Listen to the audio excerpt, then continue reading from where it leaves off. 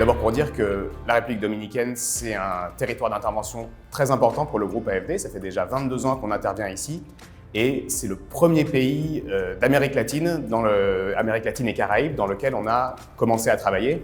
Évidemment, ce n'est pas un hasard parce que pour la France, l'intervention dans la région Caraïbe, c'est important. La France est un pays des Caraïbes via ses territoires locaux et donc la République dominicaine, pour nous, est un pays voisin. Donc bien sûr, on souhaite accompagner son développement et on est, au fil des années, on a noué une relation très forte avec le territoire, avec les autorités dominicaines et aujourd'hui, on est le premier partenaire bilatéral financier du pays. On a un portefeuille de plus de 1,2 milliard d'euros de financement. Donc c'est vraiment un endroit où on veut investir très fortement et donc dans ce contexte-là, on a estimé que c'était un bon moment pour revoir notre stratégie d'intervention. D'une part parce qu'il y a eu une transition politique dans le pays, donc c'est important qu'on s'aligne sur les priorités du nouveau gouvernement, de la nouvelle administration. Et puis parce qu'il y a un contexte de pandémie, de crise Covid, où on doit se réinterroger sur la façon dont on intervient. Et donc on a effectivement élaboré cette année la nouvelle stratégie qu'on va présenter ces jours-ci aux membres du gouvernement autour de 3 grands axes qui correspondent en fait aux priorités d'alignement du pays sur les objectifs de développement durable. Et donc le premier axe, c'est de contribuer à la transition territoriale, écologique, énergétique. Le deuxième axe, c'est de contribuer au renforcement du lien social, à une société plus inclusive. Et puis le troisième axe, c'est de travailler sur le développement économique du pays, un développement économique soutenable, une économie inclusive. Donc voilà un petit peu les grands axes. Et puis après, évidemment, derrière tout ça, il y a des enjeux que je dirais qui sont un peu transversaux au-delà des secteurs, qui sont des enjeux stratégiques pour tout le groupe AFD, finalement pas seulement ici en République dominicaine, celui du climat. On sait qu'on est dans une urgence climatique absolue au niveau mondial. On sort de la COP26 de Glasgow, on l'a vu partout dans les médias. Et ici, l'enjeu pour nous, c'est de travailler, je dirais, à la fois sur l'atténuation du changement climatique, comment avoir un développement moins carboné, mais aussi et peut-être surtout l'adaptation au changement climatique, parce qu'on voit que la République dominicaine, c'est un territoire très vulnérable aux effets du changement climatique, les cyclones, l'érosion côtière. Et donc, c'est important de prendre ça en compte finalement dans tout ce qu'on fait, dans tous nos secteurs.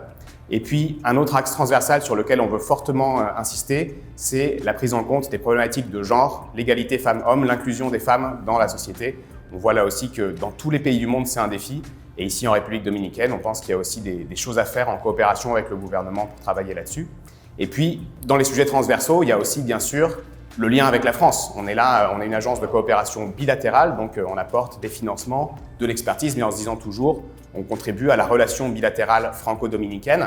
Et avec, je dirais, peut-être un dernier point transversal spécifique qui est, on veut contribuer au lien avec la France dans la région Caraïbe. Donc comment est-ce que la République dominicaine, on peut aussi créer, évidemment, c'est la grande puissance économique de la région. Et donc la France, en tant que pays des Caraïbes, avec ses territoires locaux, s'intéresse à la manière dont on peut l'insérer dans l'économie et dans le développement régional. Donc le premier axe, c'est la transition territoriale, écologique, énergétique.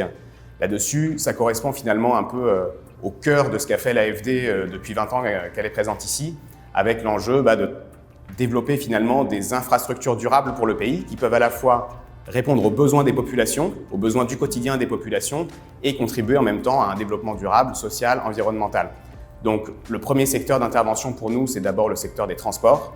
On a été un grand partenaire de la République dominicaine là-dessus, très actif dans la construction du métro de Saint-Domingue. Au-delà du métro, je dirais de l'environnement général, les politiques publiques de transport, le schéma directeur, le renforcement des institutions nationales qui travaillent sur ce sujet. Et on veut continuer dans les années qui viennent à accompagner le gouvernement. Je sais que le président Abinader a beaucoup d'ambition sur ce sujet des transports en commun et bien sûr, c'est un point essentiel, je dirais, pour le quotidien de la population. Et donc, on veut accompagner aussi les nouveaux développements de métro, les nouveaux développements de téléphériques, comme on a pu le faire ici, à Santiago. Il y a beaucoup de perspectives. Donc ça c'est et ça va rester quelque chose d'important dans notre portefeuille. Mais il y a aussi d'autres secteurs finalement qui rentrent dans ce premier axe et je pense en particulier aux énergies renouvelables. On voit que c'est un grand sujet, le mix énergétique du pays où aujourd'hui est encore assez carboné. Et en même temps, à côté de ça, on voit qu'il y a un grand potentiel en matière d'énergie renouvelable. Quand on parle du solaire, quand on parle de l'éolien, il y a des ressources qui peuvent contribuer aussi à l'autonomie quelque part du territoire. Et donc en particulier avec notre filiale Proparco qui est présente ici, on investit dans ce secteur-là et on a pas mal de projets qu'on étudie en ce moment où on peut aussi contribuer à accompagner le gouvernement. Et puis peut-être un troisième secteur important que je citerai toujours dans ce premier axe, c'est celui de l'eau. Les services de l'eau, à la fois adduction d'eau, assainissement, eau potable. Là aussi, on est au cœur du quotidien des Dominicains. On a historiquement travaillé avec les acteurs de l'eau et on sent dans nos échanges avec le gouvernement que c'est aussi une grande priorité. Donc il y a une forte expertise française, bien sûr, des entreprises françaises aussi qui peuvent contribuer au développement du territoire. Donc on va continuer à le regarder dans les années qui viennent. Importante, qui a connu finalement des époques un peu différentes, mais c'est intéressant de savoir comment elle est née. Finalement, l'AFD, elle est née le 2 décembre 1941 à Londres, créée par le général de Gaulle. Et à l'époque, c'était l'instrument financier de la France libre. Donc la résistance française qui se trouvait à l'ombre pendant la Seconde Guerre mondiale avait besoin d'une institution financière qui lui permette de structurer ses liens avec les territoires français. Et finalement, les premiers territoires qui ont rallié le général de Gaulle, c'était les territoires français d'Afrique, à l'époque, en Afrique de l'Ouest et en Afrique centrale. Et donc cette institution, elle a créé des circuits financiers avec ces territoires pour leur permettre de contribuer à ce combat contre l'invasion, donc dans un esprit vraiment de résistance. Et finalement, quand on est arrivé à la libération en 1945, on s'est dit, bon, tout ça, qu'est-ce qu'on en fait? Est-ce que finalement c'est derrière nous et on repasse à des institutions républicaines, ou est-ce que ça peut servir à quelque chose? Et l'intuition géniale qu'a eu le gouvernement et le général à ce moment-là, c'est de se dire, on garde cette institution, mais on va en faire un outil de coopération. Ça va être la Caisse de la France d'Outre-mer, et donc qui a ensuite, pendant toute une longue période, développé les liens entre la France et ses territoires, qui à l'époque étaient les territoires français. Et puis ensuite, il y a eu un nouveau moment un peu pivot, puisque tous ces territoires sont devenus indépendants. Et à ce moment-là, on s'est dit, en fait, on va continuer à coopérer, mais de façon différente, pour le développement de ces territoires qui sont maintenant souverains. Et c'est comme ça que donc l'Agence française de développement, au fil des années, a acquis ce mandat. Et au départ, on avait un champ d'intervention plutôt centré sur l'Afrique, qui était un lien historique ancien avec la France.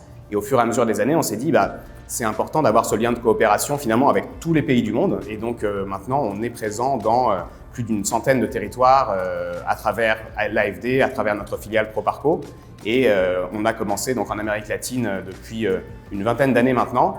Mais on est tout de suite devenu un partenaire très important parce qu'il y a un lien bilatéral avec la France très fort en fait avec les pays d'Amérique latine. D'abord parce que la France est un pays latino-américain. La Guyane française, les territoires des Antilles, on est présent. On a du coup une présence sur le sol finalement de ce continent et on sent qu'il y a aussi un historique de relations entre la France et ces pays-là qui ont une volonté diplomatique de travailler avec nous et nous, en tant qu'agence de développement, on apporte des exemples concrets du financement pour contribuer à ce lien.